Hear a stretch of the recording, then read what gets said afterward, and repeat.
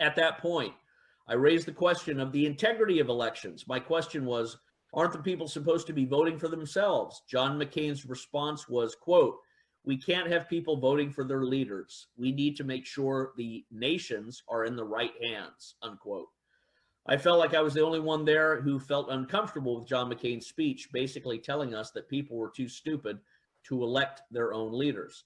The Kuwait deployment was the predecessor of the Fallujah election, as the same software was used. So we've used software in Fallujah and Kuwait and elsewhere that people are starting to pick up on. This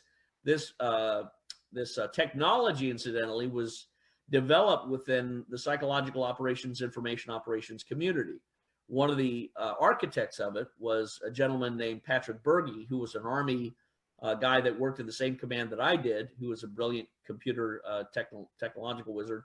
And he essentially developed the shadow net that was deployed for these sort of purposes: information operations, public awareness, psychological operations, manipulation of attitudes, behaviors, and things like that, that the Smith-Mundt Act had protected the American people from, but which Obama, in his striking out the Smith-Mundt Act, essentially gave license to this technology to be used against Americans and dominate and manipulate the election process.